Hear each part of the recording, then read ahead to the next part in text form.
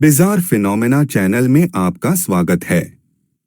यदि आप इस कहानी को अंग्रेजी में जारी रखना चाहते हैं तो ऊपर दिए गए लिंक पर क्लिक करें।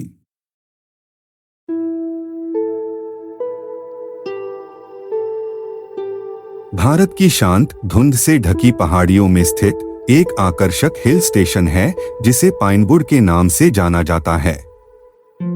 यह एक ऐसी जगह थी जहां आकर्षक औपनिवेशिक कॉटेज, घुमावदार रास्ते और हवा में हमेशा मौजूद रहने वाली देवदार की खुशबू के साथ समय मानो रुका हुआ लगता था।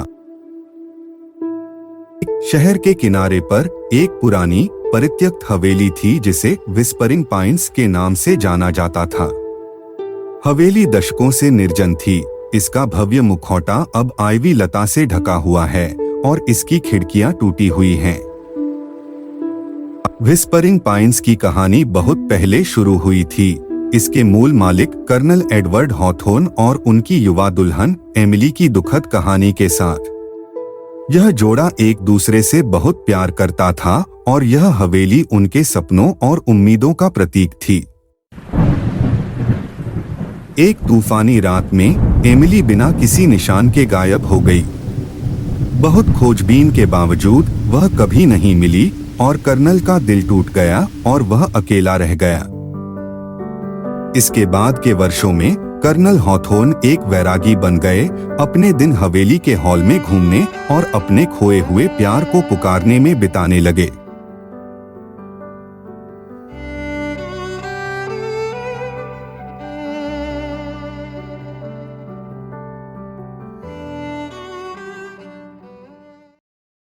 एक गर्मियों में कॉलेज के दोस्तों के एक समूह ने पाइनवुड में अपनी छुट्टियां बिताने का फैसला किया।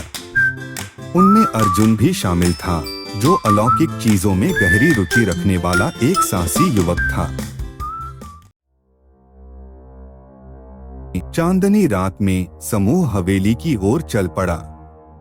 जैसे ही उन्होंने अंदर कदम रखा, वे हवा में ठंडक और उस जगह पर छाई दमनकारी खामोशी से दंग रह गए।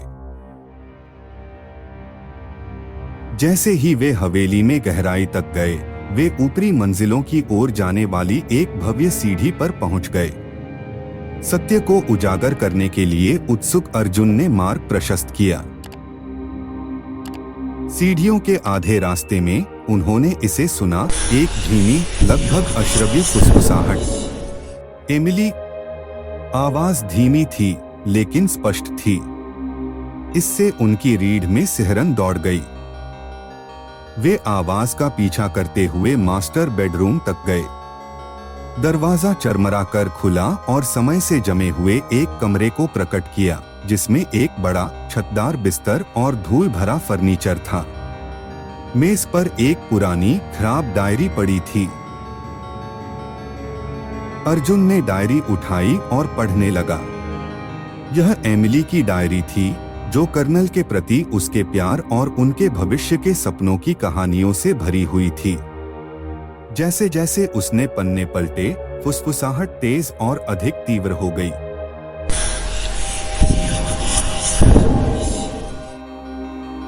अचानक कमरा ठंडा हो गया और दोस्तों को अत्यधिक दुख और निराशा का एहसास हुआ। फुसफुसाहटें मातमी विलाप में बदल गईं, जिससे हवा में स्पष्ट दुख भर गया। एक पारभासी आकृति, एक सफेद पोशाक में एक युवा महिला, उसकी आंखें दुख से भरी हुई थीं, अर्जुन के बगल में दिखाई दी।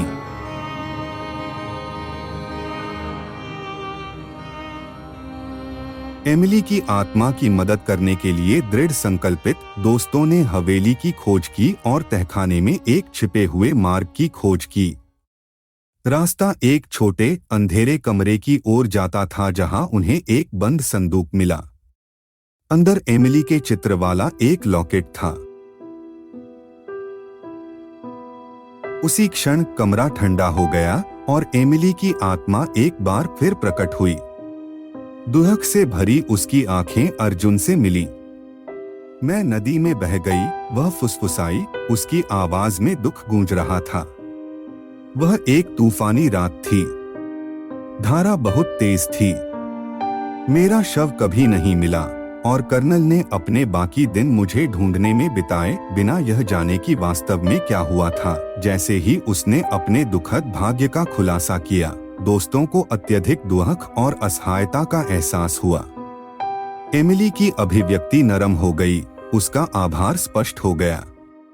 धीरे धीरे लुप्त होने से पहले उसने कहा, सुनने और मुझे शांति पाने में मदद करने के लिए धन्यवाद। अगली सुबह हवेली अलग लग रही थी, कम पूर्वाभास, लगभग शांतिपूर्ण।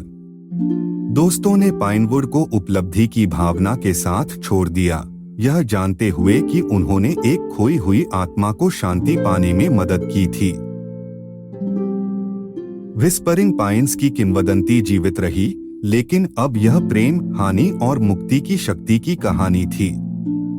हवेली भोर की कोमल आभा में नहाकर शांति से खड़ी थी। शहरवासियों ने बताया कि कैसे कर्नल एडवर्ड हॉथोर्न और एमिली की आत्माओं को अंततः शांति मिली। एक समय भुथा हवेली अमर प्रेम का प्रतीक और स्थायी मानवीय भावना का प्रमाण बन गई थी।